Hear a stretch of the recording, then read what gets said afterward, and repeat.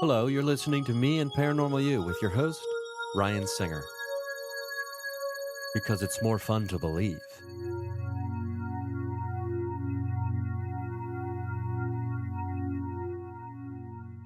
Hey, everybody. Thank you for listening to another experience of Me and Paranormal You. This is Ryan Singer. The return of Jennifer Wai. And people are clapping in their cars, keeping their hands on the wheel.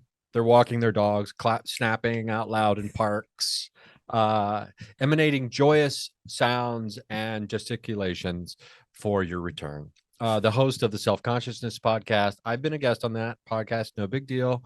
The creator of Hathor Productions, Sacred Comedy, which we'll probably remind people about, through this conversation, and conquering the new frontier of TikTok. It turns out, except in the state of Montana, as of this recording.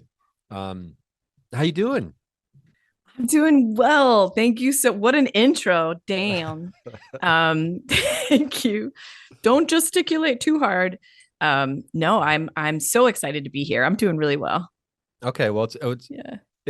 we're gonna have a fun conversation. I know that in advance, because you're a fun person, and we've had fun conversations already. There's a couple things I want to get into today, and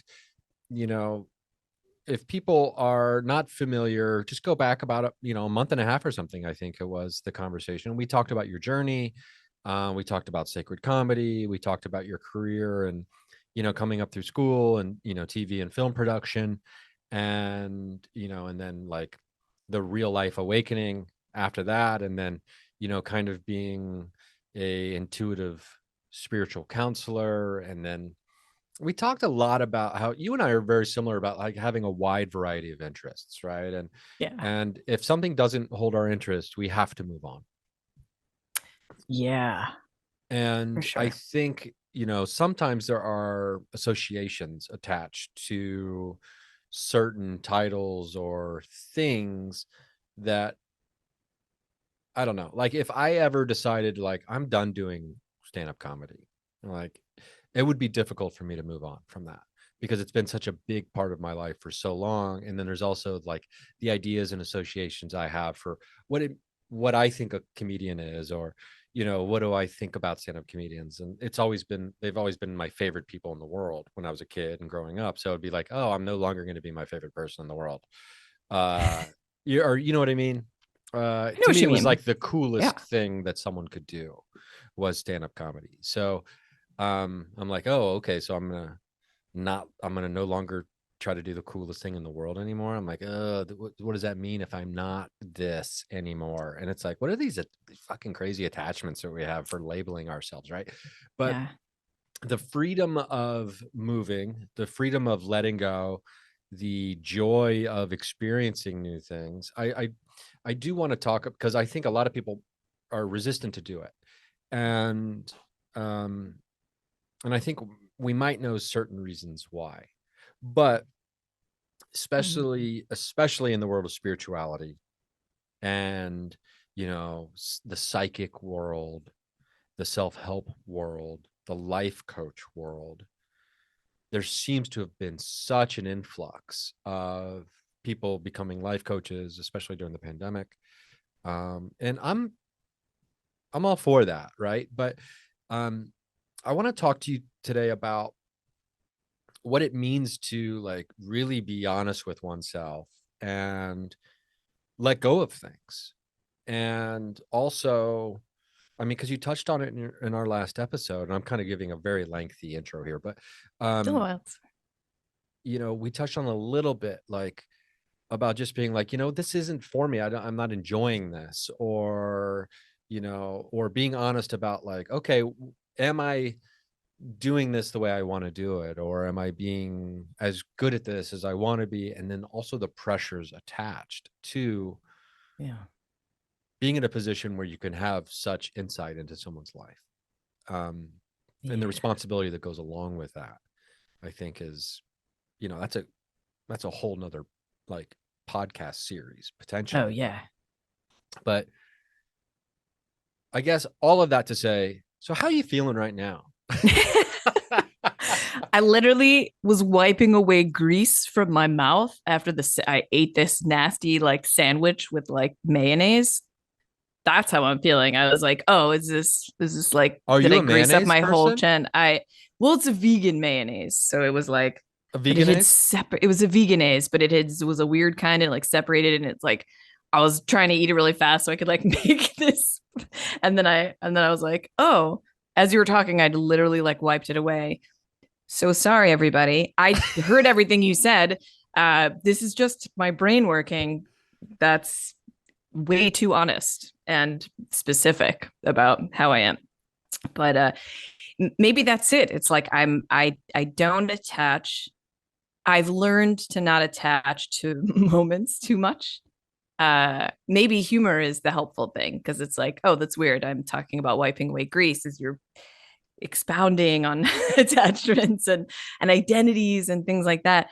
Um, I think the main thing that comes up for me, I think, with all of that is like, as you were talking, I was just thinking trust. It's a matter of self trust because we build these foundations of who we are and this sort of identity, and it kept us safe for a while. I always talk about this as like a cage. Like, you know how people talk about belief systems in the sort of spiritual field, talk about you've got to release belief systems, you've got to like release what no longer serves you, and it's true, but I feel like it's overused wordage. And but how I've always seen it is like you build a structure for yourself when you're a little kid of what you think the world is, and you put things on these structures.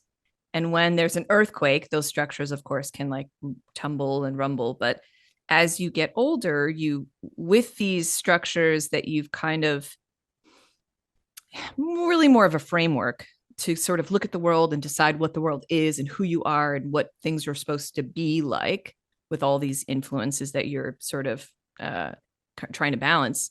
As you get older, that sort of structure around you, that framework becomes more of like a cage. So it's kind of like, okay, I have to bust out of this cage. And I feel like over the last probably 10 or 15 years, I'm like, okay, it's time to bust out of the cage again. So I sort of think of it like that. And I was just thinking, actually, in the last 2 days, I had such a tie to the documentary world. And it was such a thing that I identified with for so long. And someone actually who's sort of I've been talking to about like in the production world, she's like, have you ever thought about doing like a sacred comedy documentary? And I was like, no. It was like the farthest thing from my mind, but it kind of surprised me because it was such a big part of who I thought that I was. And I took a moment to reflect when that changed, but all I could come up with was that it just didn't feel right anymore. And I could let that go safely. I can trust myself to move into what's going to feel more me, because I think I know more about myself now than I did when I decided that would be the thing. Does that make sense? It does. And I mean, we Yeah. work so hard to become a thing, right? And Yeah. we work so hard to build a cage. I feel like that's interesting the way you say it. It's life is just a series of cage building and breaking. Yeah. If we're lucky, I guess. Yeah. Um, It's almost like you think of like when you're going shark feeding, they like lower you in that cage so that you're protected while the sharks are coming at you. But then it's like, let me out. yeah, and Let some me go people now. love that. And some people love like the shark getting really close. Yeah. And I'm like, too busy thinking about how am I breathing this whole time? Right? What if this tank Exactly. malfunctions, let alone the shark? I mean, I'm worried about the shark, I guess, but like, how is this? And how does this oxygen tank even work? Holy shit. Like, this is really cool. Oh, but I'm also what? Scared. Yeah, so there's a lot going on. But yeah, because it makes me think like I'm not going to do this podcast forever. I'm not going to. I mean, I say that, who knows? I'll be like 75 years old and be like, I swear the aliens are coming any day. But and I'll be, and who knows, maybe I'll do a podcast, a different podcast for 10 years about something totally unrelated, and I'll be that guy to certain people. But it is hard to release certain things that we do identify with, that I guess give us value, give us a place in a community, foster relationships and connections. Yeah. And that's what, I mean, we all just want to be connected, I suppose, in some way. But um, I don't know. I think there's real value in having the discussion specifically with you about like making that, that flashpoint of like, okay, I'm not, because we talked last time a little bit about, making that decision about the intuitive life coach work and all that stuff, and then just being like, I'm moving away from this to a certain degree. And because you work so hard to gain the trust and the value and to build this, self-confidence, I think, right, when it comes to doing like psychic intuitive work, and Yeah. even trusting yourself to be able to do that, and like getting past all the, is this all fucking bullshit, am I crazy, like, oh no, this really kind of works, and then getting to a point where it's like, no, I can help people, Yeah. and then getting to the point of like, okay, no, I'm going to put space between me and this thing, right? And you know what's really funny is that since we talked, I've decided to go back to intuitive readings. I love it. Yeah. But I mean, because sometimes we just, I don't know, sometimes we need space Sometimes to, we need space. And I think it's kind of where you are personally, because you do the biggest, the biggest uh barrier between you and your psychic ability is trust. It's like, am I crazy? Is this really like the message that I'm getting? But I was getting sort of messages from my guidance system, and also externally, like a lot of people started asking me for readings. And I wasn't like prepared. I was like, oh, now I have to go back to Squarespace and like start my website up again, because I felt like I cleaned it up. I was like, sweet, I am cutting costs, I am saving money. But then enough people hired me to do readings again, where I was like, all right, well, fuck it, I'll just put it back up again, and now I can pay for it again. But I was getting very like in the nitty gritty, but I was like, maybe I need to just accept that this is a message, like a flow. And as I was doing the readings, it felt very comfortable, but the which was different than how I was feeling before. I think I was also very focused on sacred comedy. And I was like, and it was like kind of what you were saying. I was like, this is who I am. I'm a comedy show producer. So I can't be an intuitive reader. And I don't know how that's going to work together. Strangely enough, I actually had that thought. This person who's like interested in so many different things. But it was kind of like, okay, well, people are asking me to do it, and I'm really enjoying the readings, because it was almost like the guides, and it was really like they were like, yeah, you're going to be better at this now, so you should just do it. And I was like, okay.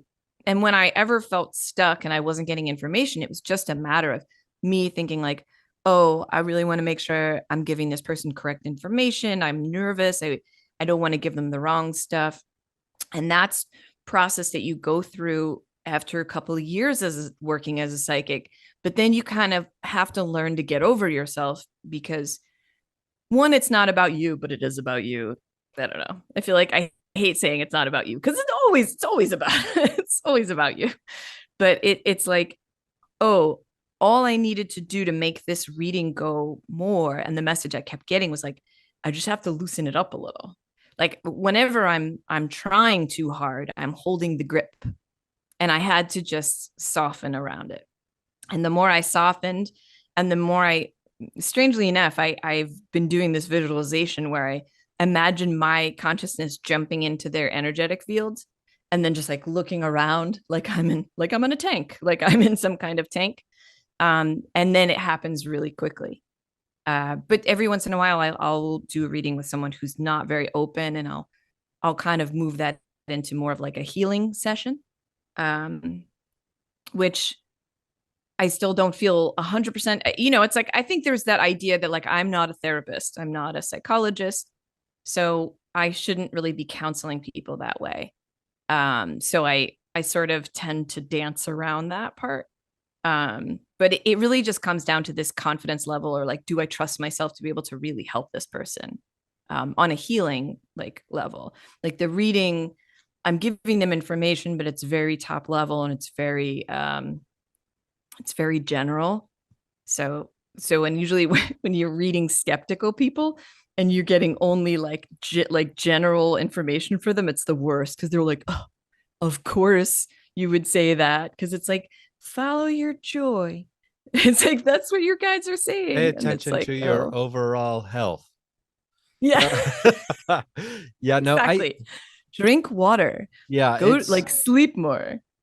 Yeah. So it it's, is interesting though, because I think intuitively at a very basic level, human beings are equipped, all of us are equipped with interpersonal healing of one another simply by oh, being present for each other and listening. yeah, I just kind of it's a having good, this thought. it's a good reminder. It's a Yeah, good but reminder.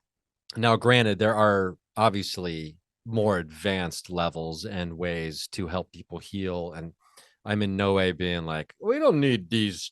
Anybody, no one needs to go to school for this. You just need to show up and be like, tell me what's on your mind. You're healed. I'm not trying to be that person, but um, because it's always been so crazy to me, like as a premise of like, wow, we have to get master's degrees to be able to listen to people now. Like we pay like good money just so someone will listen to us. Like that's how disconnected we are from just basic human communication, Yeah. interpersonal communication. But You're almost paying for the confidence. You're paying for this idea but like, I'll take classes, I'll get certifications, but I didn't fucking pay attention to half of that class, but I'm certified.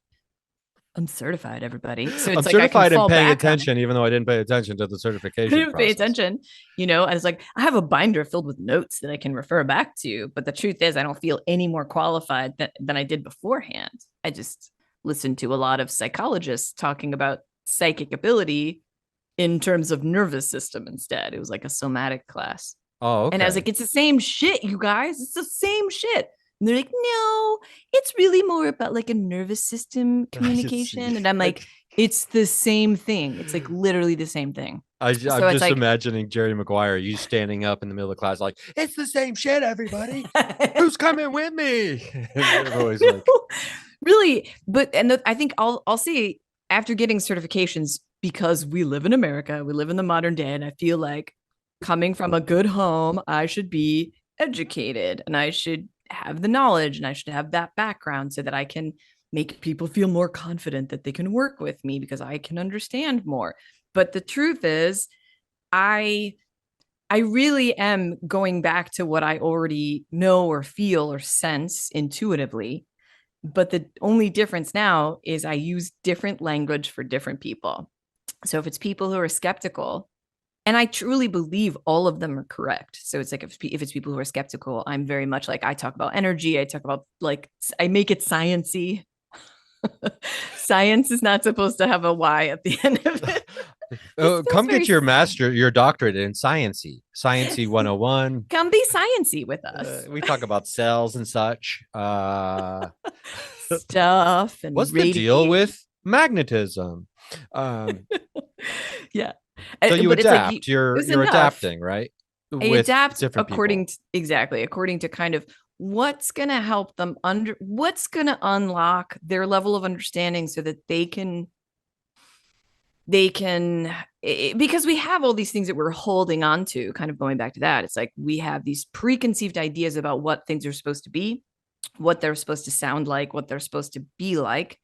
But it's my job to make people kind of push all that shit away, because it's kept you in that cage, these beliefs that don't serve you. My favorite phrase ever. Watch out for, there's a sketch coming on TikTok about that soon. Keep an eye out. But it's like, it's like, I want them to move all that stuff away. And it's the same thing, I think, with all of the production stuff. It's like, I want people to start trusting themselves again. And I want people to start connecting to themselves again. So yeah, you can read about it in a book and you can educate yourself. Do you know what kind of learner you are? Are you retaining that information? Are you using it? Are you digesting it well? These are things I have to take into consideration because of like, ADD or whatever. So it's like, why don't we just come to the heart of it and talk to your energy field? I like using those words because it feels the most correct to me. So it's like, I'm talking to your energy fields. And again, I do like the idea of saying my nervous system is talking to your nervous system because you're giving out a, you know, you're giving out a vibe. Basically, it's so hard not to get woo. But it's like, and I just want people to understand, like, it's ridiculous to me that, again, I may have said this on your show before. It's like, it is just ridiculous to me that people don't believe in psychic ability. I think it's got a bad rap. It's like we need a PR person for it. It's like it really is just your internal knowing and your perception of energy fields around you. And sometimes that's a mental energy field. And yeah, you can tap into thoughts. It's not like you can, for me, it's like I'm talking to a lot of comedians who don't know this stuff lately in my work. So when I talk about this stuff, they're like really fascinated and they're like, so you can like read my thoughts and stuff. And it's like, no, I don't want to read your thoughts. I already have enough. Like, why would I want to go into yours? But sometimes one will pop up because it's matching something that we're intending to discover about you. So it's that whole like setting an intention. It's like, if you're focusing on an idea or a problem or something, we can, with that focus, go in and pull out what the answer could be or what's coming up. So we just have to kind of trust the divinity around us in this imaginary field or in this electromagnetic field. I do love that. Did I land the And plane? you did, because, and not only did you land the plane, but you've um, somehow managed to refuel it so we can take off again real quick. Because, but before we do that, I do want to take a quick break, and we're going to throw in some commercials here. Patreon.com/Ryan Singer. Get all of these without ads. Do not have the flow disrupted by capitalism. Unless you're just, love capitalism, and unless you're like me and you just want to go to Target every day and walk around and just like bask in the glow and the comfort of commerce. You can go to patreon.com/Ryan Singer. $3 a month gets you no commercials. I'm putting up behind the scenes Mount Shasta footage in the next few days as well, for the second volume of The Bridge, even though I haven't even finished the first volume. So, because that's just my non-linear way of operating anymore. And we'll be right back with Jennifer Wai.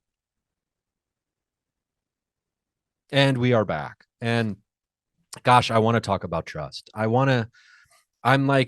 for some reason, I'm having this, it's almost like there's a tiny cobbler inside my mind that whenever we're hitting on a certain subject today or certain words, they have their like wooden spoon and they're banging the tree. Like keep talking, keep talking, keep talking. And like it gives them energy, right?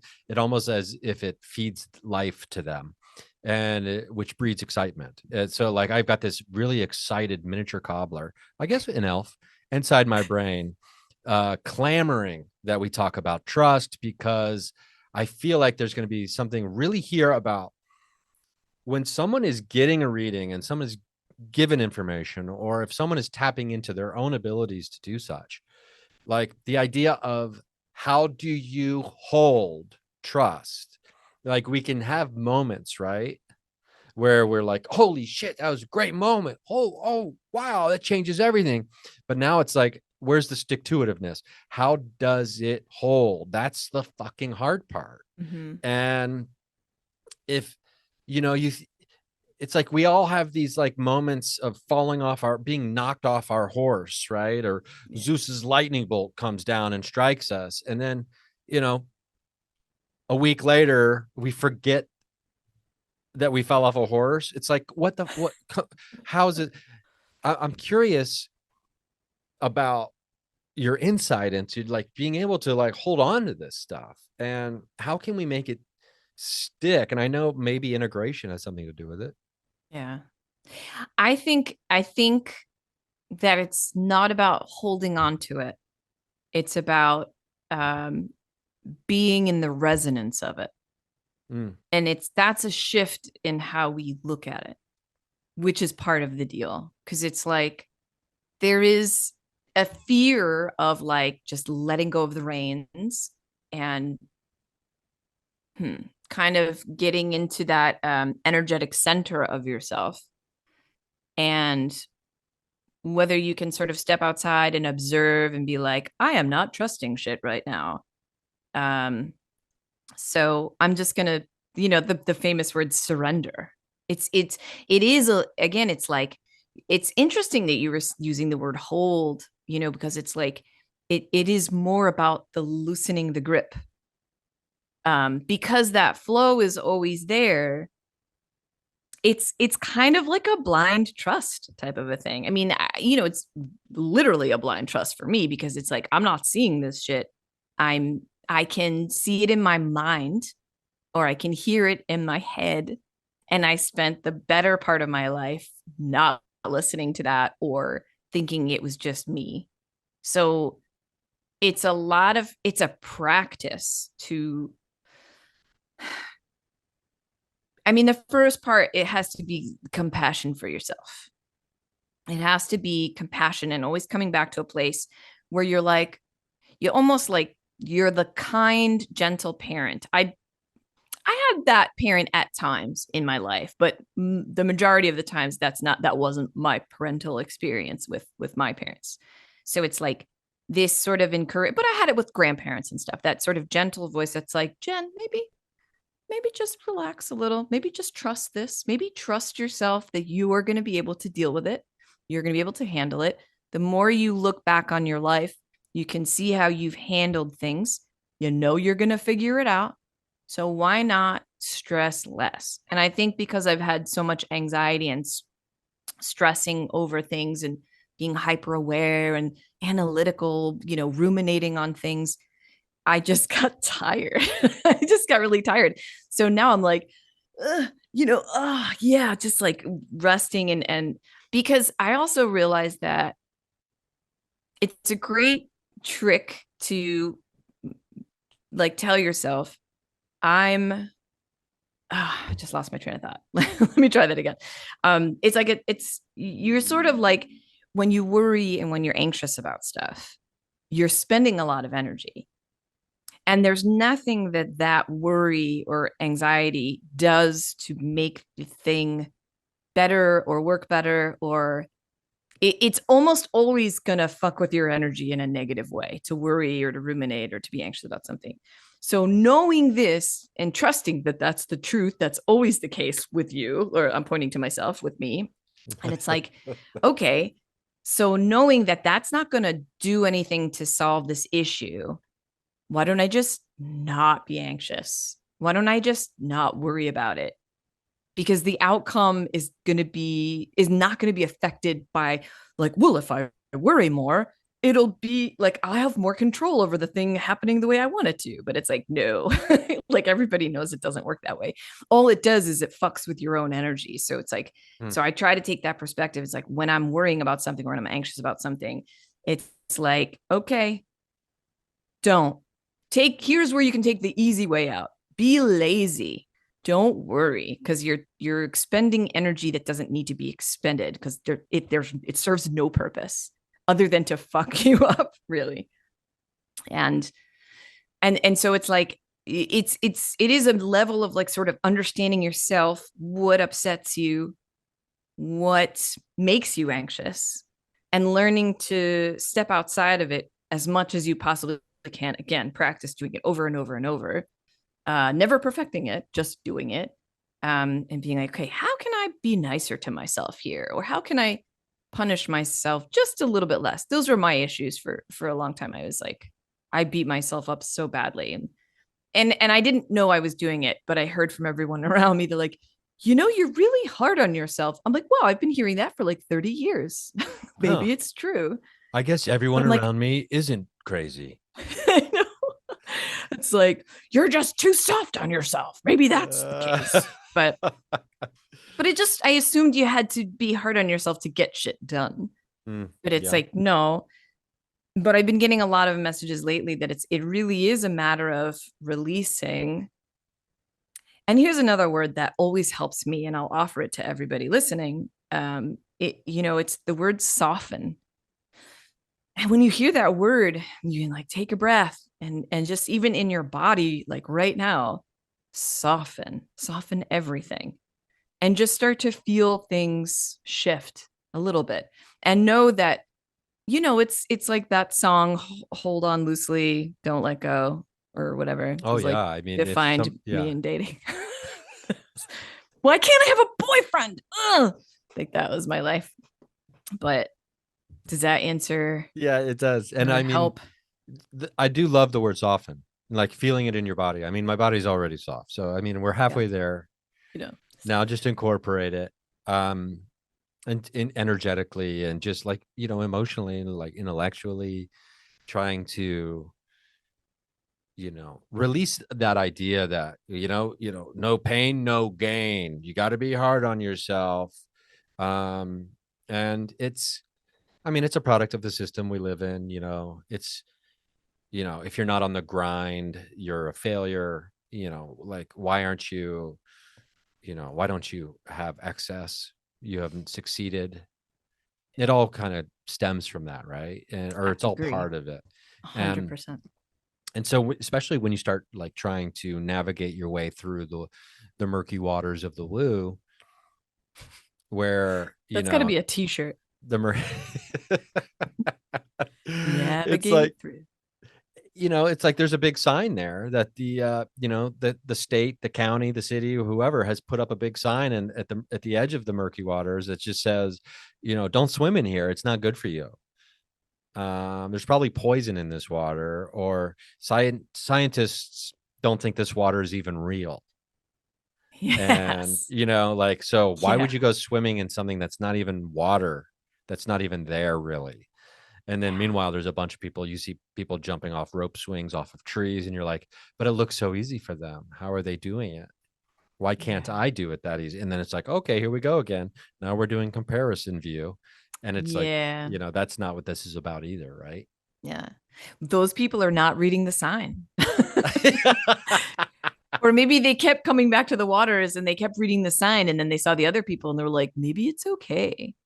And I think that's how it happens in the same way that you said, like there is something about doing this with other people, seeing other people kind of dip their toe in those murky waters and then feeling the shift in their energy, maybe.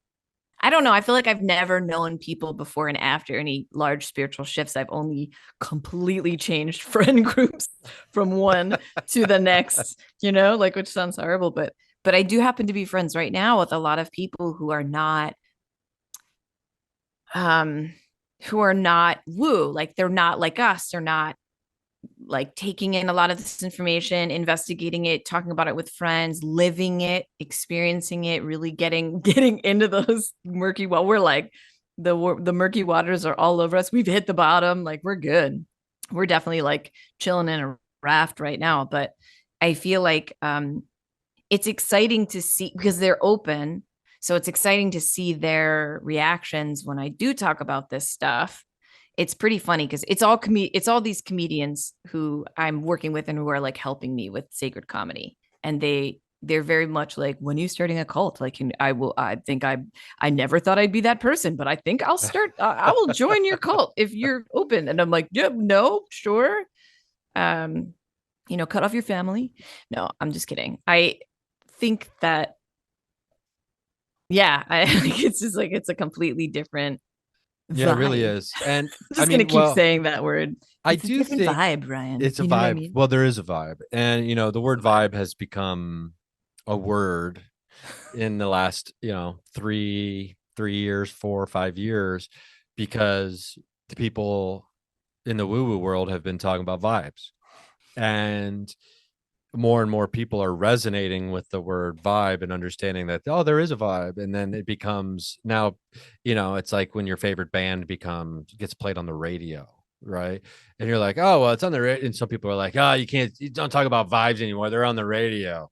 Oh yeah. McDonald's is using vibes in their commercial now. Like, I'm over it. I'm on to I'm on to resonance now, I know. because resonance hasn't gotten to the main or whatever, right? I'm just trying to Yeah, think of any other words that we use, it's true. um, but it doesn't make it, you know, it's interesting, like just by the mere emergence of awareness of some of these things into the mainstream, it doesn't, just by the mere emergence, doesn't disqualify it as being something that's real or meaningful.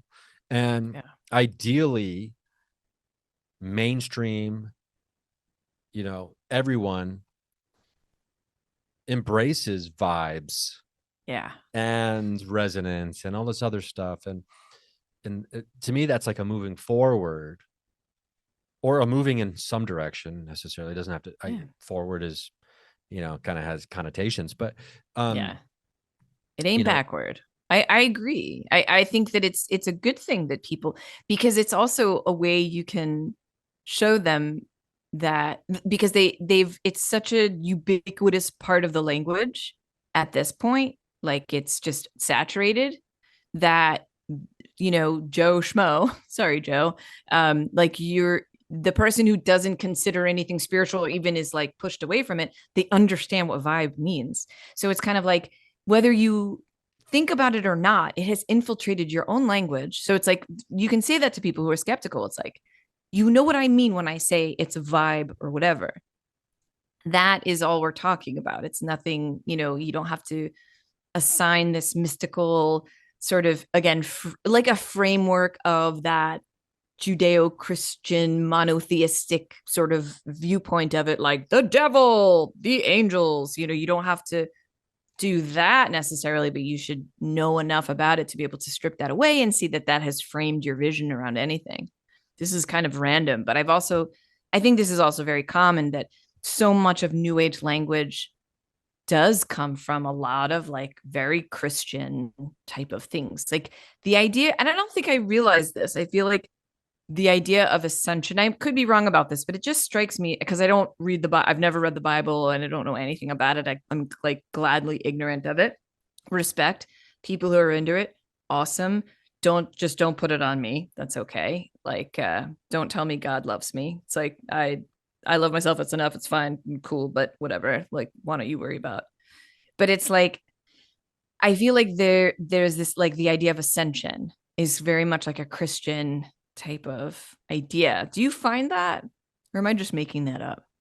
I mean, well, it's the crux of Christianity is Jesus's Right? ascension, but Yeah.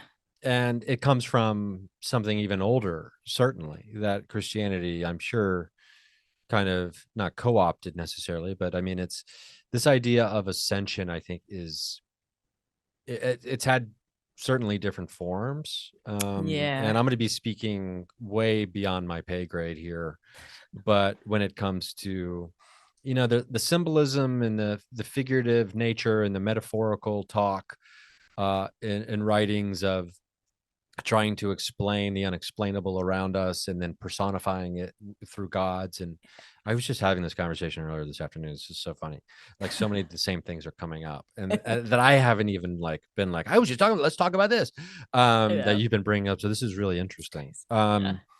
But it is, but then you also hear, there is a lot of the language of new age. It seems like it's a whole nother series, like, or a deep research project that would have to be done to really identify, because I know people do talk about certain language in the new age spirituality world that has like, like white supremacist like Mm. ties, and Yeah. whether it's, and then the other monotheistic ties potentially. And if I had to guess, I think most of it, when it comes to that first thing, it would be like the beautiful and superior being Oh element, right? yeah. and Yeah, and totally. like, and how they're all like this beautiful, like Swedish looking alien is responsible for everything. Totally. But when in reality, most of the creation myths and folklore, it's like a mermaid, it's like a fish person. And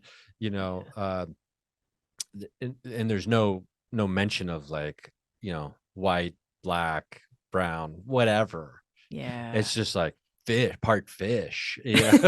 And like, you just don't really hear people being like, like, there's not a lot of manifestos written by fish about how they're better than everybody else. Like, at least that I haven't come across. But I want to touch on something real quick before Yeah. we go off on this fish tangent. But Yeah. about the words becoming a thing and then becoming into Joe Schmo's vocabulary. And it made me realize, like, oh, at some point, ghost was a new word. Right? At some Yeah. point, the word ghost was created, and people were like, what are you talking about? And they're like, oh, it's like the thing inside the thing that kept my grandma alive is now floating around, like, or Yeah. ghost has had, apparition, spirit, different names, right? Yeah. But Like Geist. yeah, Think and the word so Geist. that is weird how Yeah. ghost is close to Geist. Yeah. Well, I think there's a lot of similarities between, I mean, I think it's, it's a Germanic language. I know there's some weird similarities between I've never the looked into languages. the etymology of ghost. Have you? Are you? I mean, I think when you were talking, I was just thinking the word Geist because it's like, think of the word Zeitgeist, comes from German, spirit of the times, which is what the translation is. So that's all I was thinking. I'm trying to think how you say it in French. Ugh, I don't even think there is the word. I mean, I'm sure there is. I love that. Like, you're like, ugh. You're No, like, I feel like it is weird because it's like I remember like talking about ghosts and stuff because I lived in France for about a year and there was now I'm just gonna be on Google Translate while I do this. But there was phantasma in Spanish is the oh word yes, ghost. that's maybe the best of all the. And in French it's phantom. So Oh, they're okay. similar. Oh, But okay. there was just a different perception about what ghosts are in different cultures. So like that's also fascinating. And I remember like a friend was talking about how she was basically inhabited by this dark spirit. And we had never spoken about this stuff. And this was way before I was even into it. So I was like, wow, she said that so matter of factly. I just remember thinking that because at the time I was like secretly fascinated. But I think that's the other thing. It's like maybe we look at it very specifically through that lens and probably through the monotheistic. I mean, it's almost like that not to bring up Louis C.K., but it's like that Louis C.K. joke. It's like Christianity, like domination. They won. What year is it? It's like there's always going to be that lens in America, for better or for worse. Sure. I think it's impossible. And if it wasn't that lens, it would be a lens of something else. It would have been something else. Because Yeah. it's impossible not to have a lens. I'm actually like trying not to shit on stuff, like, because I was gonna say unfortunately that's the lens, but there was something in me that was like, don't say that. But here I go explaining anyway. I had a very interesting walk this morning, and I just wanted to say this quickly. But I had a very interesting walk this morning where I just kind of called in my guides and the message, and I didn't even ask for a message; they just kind of gave me one. But I was just really in awe of like the nature around me, and I felt like I was finally like present with it, and I was just observing. I wasn't listening to music, I wasn't distracting myself, and I was like, oh, I'm just giving so much thanks to Earth, and it's so beautiful. And it's almost like my guides came in and they were like, you need to like think about humans as beautiful as well. And I'm like, ugh, but people suck. I fucking hate people. It was almost like they were talking directly to that. And I was like, oh, okay. They're like, because how you see other human beings is what you're doing to yourself. So it's like if you hate people and you're pissed off by idiots who are like cutting you off in their car, so you've got to appreciate humans and humanity because they're part of Earth. Unfortunately, like again, for better or for worse. See, I almost said unfortunately, but for better or for worse, we have to appreciate other humans as well. It's so easy to complain about each other, but we're what my guides were basically saying is like, but you're doing that to yourself when you sort of criticize other, not to like punish anyone who's like listening to this like thinking, oh, I'm such a jerk towards other people. It's like, no, you're allowed to be, but just keep in mind that we should be appreciating the beauty of humans as well, and everyone has their own shit going on. So that's 100%. my PSA for today. Well, I love that. And it's a good reminder. And Yeah. it's also a reminder of the fact that, as these animals, we have taken everything that served some kind of basic function very, very early on, according to scientists, and it, that are very real behaviors for community building and bonding. And in my opinion, we do what we always do. We take everything so far, right? And because I used to beat myself up about like, oh God, I just take things too far sometimes. Like as far as like, I took this joke too far and I lost the audience, or, I took this lifestyle of like, I can't have any connections. I have to be focused only on, I took that too far or whatever, right? Or nicotine, I take that too far. I do all of the nicotine, but it's like, because gossip is it's a bonding tool. And talking about other people, complaining, finding common ground by complaining with someone else about someone else, it's a way for people to feel closer together, right?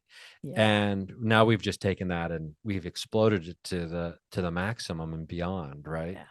And it's also a way to kind of push the sort of bad feeling that you have about yourself, just to forget about it and like focus outwardly and just put it on someone else, because it always has to do with us, Oh, and which sucks. It's so funny. It's so funny. Like when you were saying like you take things too far. I have the same version of that, but for me, I just say it. I'm a big fan of excess. Like that's my thing. That's my jam. Okay. I used to same thing though. I used to tell people, I'm like, oh, don't worry about me. I just have extreme personality disorder. And they're like, what is that? And I was like, it's just something I made up. I'm very dramatic. Or they're like, oh, I'm so sorry. I need all of the sugar. Yeah. And I'm very dramatic about needing all of the sugar. Okay. But no, it is interesting though, how we can take these behaviors and these things that are actually tools and serve a purpose. And then, we get to the point where it's like, well, this is who I am. This isn't just a thing that is maybe served as a useful tool at one point in our evolution.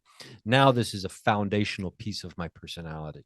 I am the guy who I hate everybody. I'm a crank. I'm a curmudgeon, right? Oh, yeah. It's an identity. I'm a hater. I'm a troll. Oh, yeah. And I feel like troll is probably the newest version of this, right? Yeah. And for sure. And they bond with other people. But it also gets them attention. We have to stop. I'm going to throw this out there. Like, I think we have to get rid of foundations because everything is impermanent, right? So it's like we build houses on foundations to last, but it's impermanent. It's not going to last forever. So like, I feel like we need to just start building more like lean-tos. We're like constructing tents. You know what I mean? Yeah. Like, and maybe that helps us not get too attached to things. Don't try to permanently alter the environment around us, or like hold on to things too much, because we can't. We're gonna die. We're all gonna die. Oh my God, are we? Real quick, we're gonna come back and answer that question. Are we gonna die? We're gonna answer that after a real quick secondary break. Patreon.com/Ryan Singer, $3 a month, no commercial. You know what? I'm willing to say that at $3 a month, not only do you not have commercials, but you might not die. And we're back. I'm here with Jennifer Wai. We're talking about how we probably all going to die. And I was just having this conversation with the blue collar spiritualist. Do you know Pete? No, I've heard the name. I'll have to connect you to it. It was a great chat. And basically that conversation was about like, everybody's scared of something. And you were mentioning that it's always about us, right?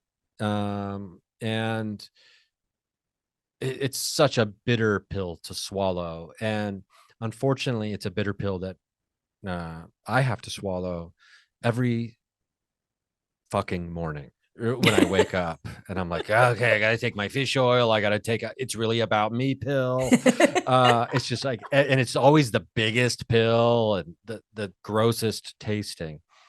And even it's when so expensive, right? And we think and especially when we are like, I'm aware that most things are about me, that like when I'm upset or something or bothered, but in this case, it's not.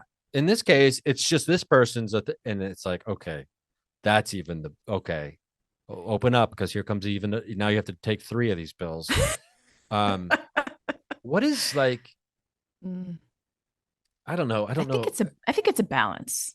I think it has to Yeah. be a balance. Because if someone really wrongs you, say they're violent towards you or they do something that really affects you, in a way, they're reacting again, they're almost in their own. I say again all the time when I haven't said something previously. They're in their own. I say it all the time. They're in a bubble. We're all operating in a bubble. So they might be taking something out on you that's super harsh for you because in a way it's about them and they're being triggered, so their reaction is really rough and harsh. And so they're spilling out of their bubble onto yours.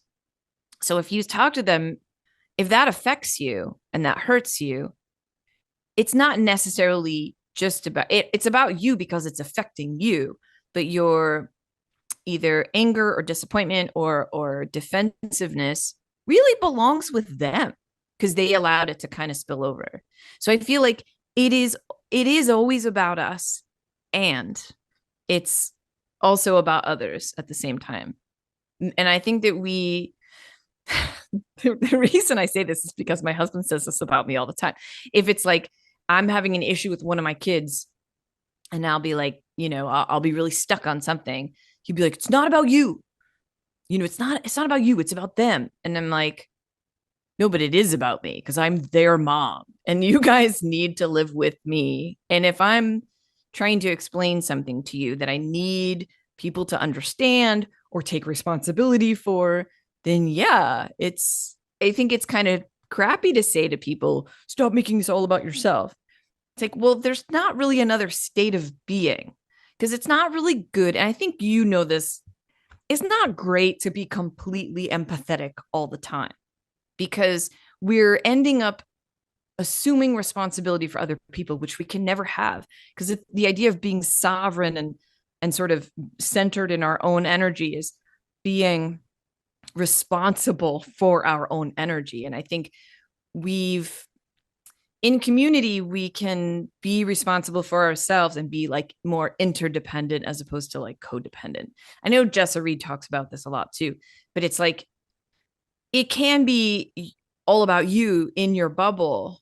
um and once you've established your own sort of healing processes and you take responsibility for that bubble and you make sure it doesn't spill out into other people, I mean, it's going to happen. We just have to communicate with each other when it does. But a lot of people, we're just constantly told like you have to have to be thinking about other people all the time, you have to be, but it's like you can do that, but you can't take responsibility for them. That's kind of their job. And I think these rules and this programming in our society have forced us to kind of assume that, especially a lot of women also do this. I mean, this is a big generalization, but the sort of caretaking role. It's like, oh, it's my job to make sure this is special for them or that they feel taken care of. And it's like, yeah. But if that person is not taking responsibility for themselves, like if you want to do something special for someone, that's one thing. But if they're just kind of shirking all responsibility, and this is what happens when you're the mother of a son. Sorry. It's like I see with my daughter, she got independence really quickly and she took pride in it. And of course, these are just my kids. I'm like, I can base my theory on the whole world based on my own children. But then with my son, I do too much for him. And that it creates a bad because then he's like, I can't do it. And like doesn't even try, you Mm-hmm. know, because then I'm like, oh, I'll do it for you.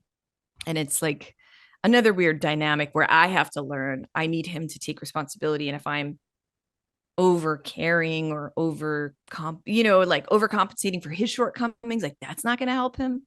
You know, it's Well, no, I such a get it. I mean, complex. whenever I need to wear a tie for an event, I have my mom mail me one that's already been fastened or No. tied. No, I'm just kidding.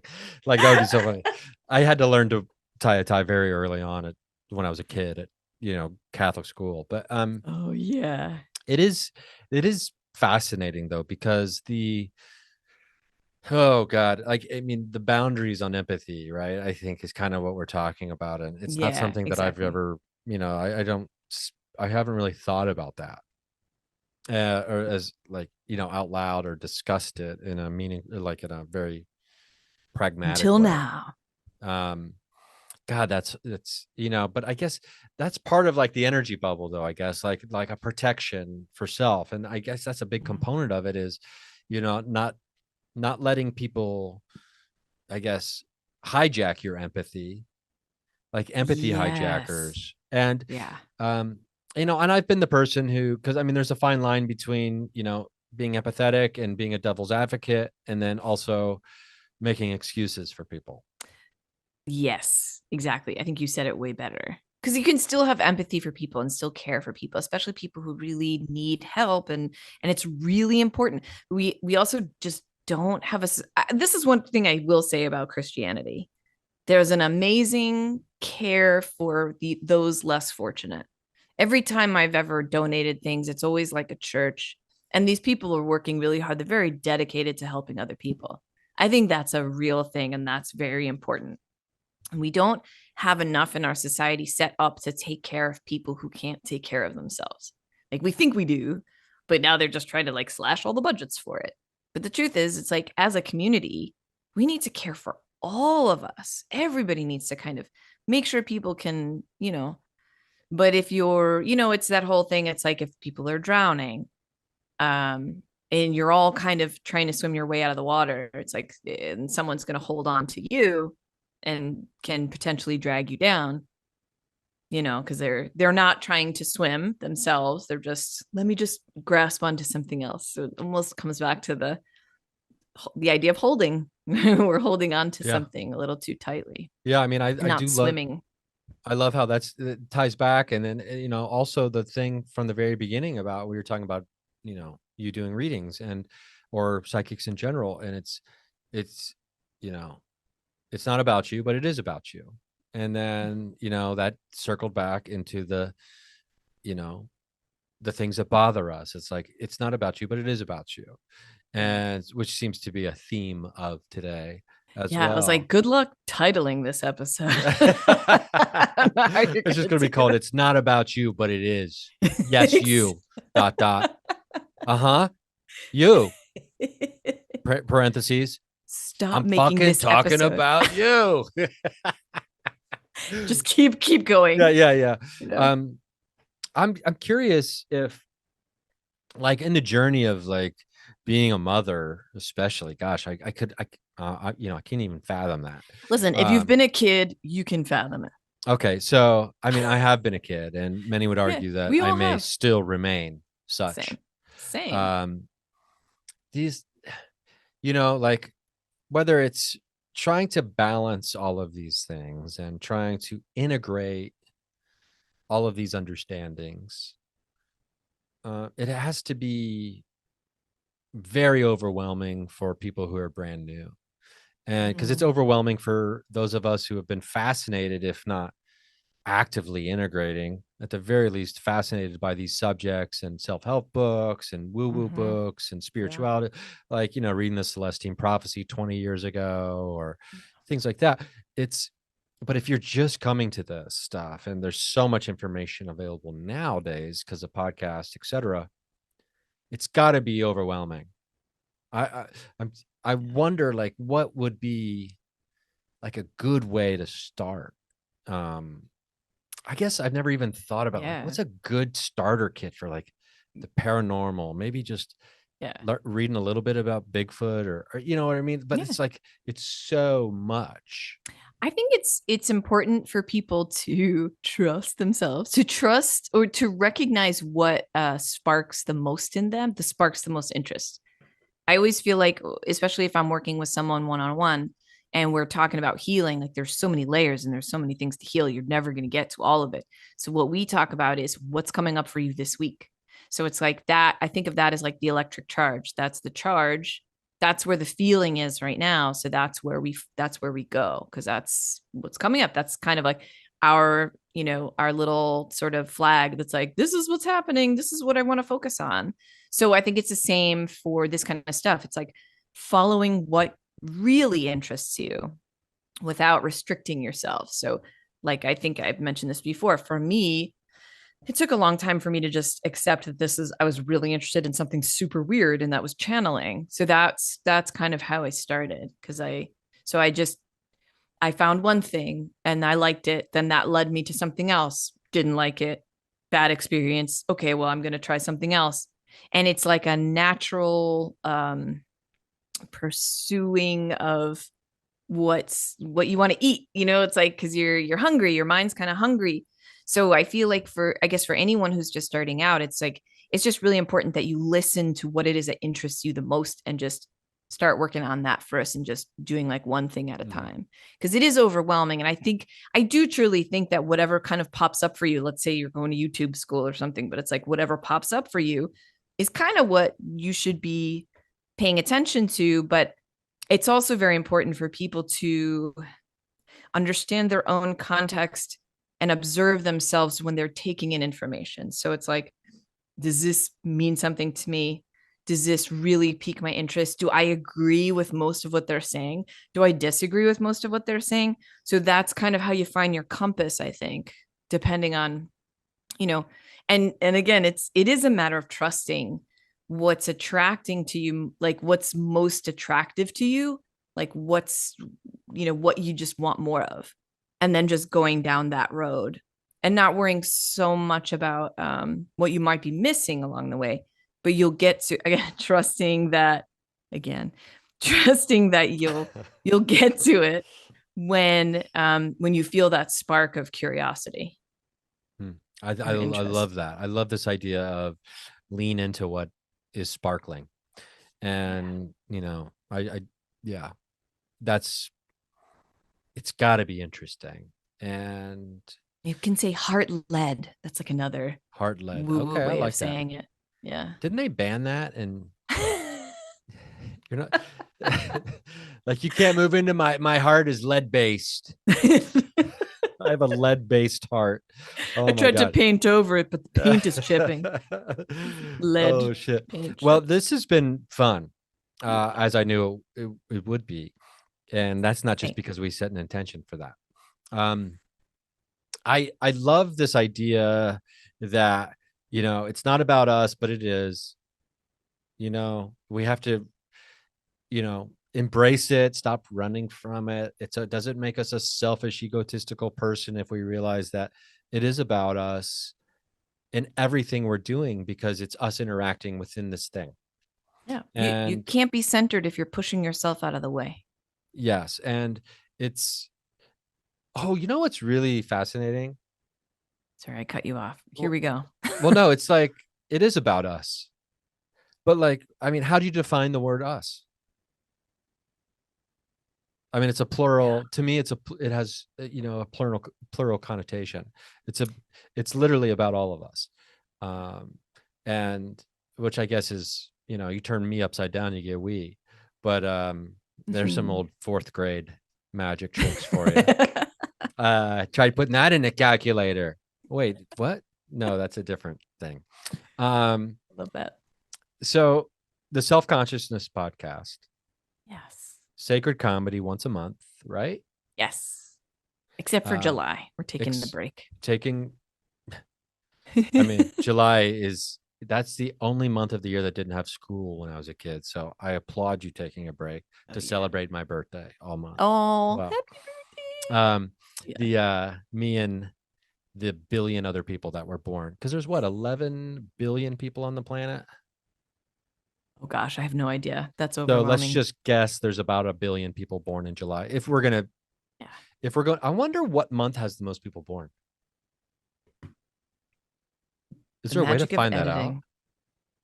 Um, There's got to be statistics on well, that. China's not giving us their real birth records. Okay. Oh, what happened there?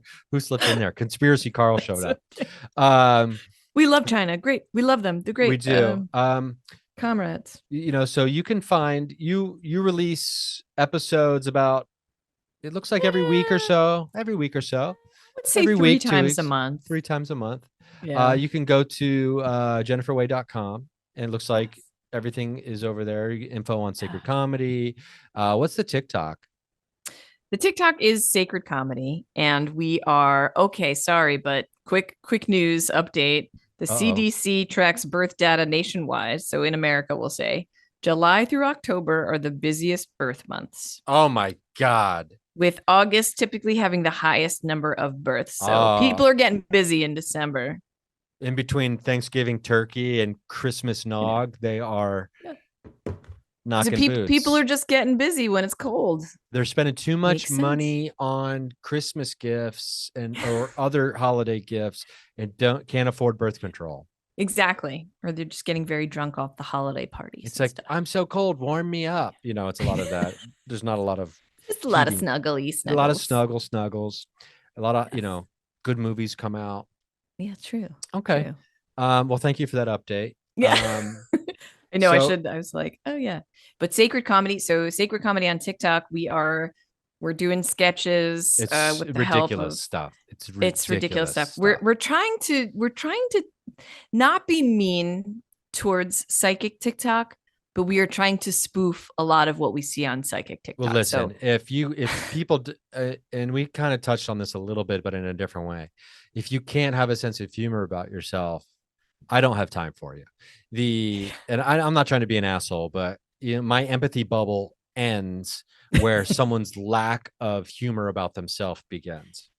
yes, And if you can't, absolutely. and we all take ourselves too seriously sometimes, Yeah. I'm just as guilty, but I try to actively practice having a sense of humor about myself. And psychic TikTok needs to be sent up or whatever it's called. I don't even know. Is that a phrase? I don't I know if it wouldn't even is. recognize like a Gen Z word. I have no idea. But there is so much to make fun of There is. because it's so ridiculous and And I so over the urge top. more people to do this because there's so many categories. I had never been on TikTok. So that's why I hired like a 24-year-old to help me with it.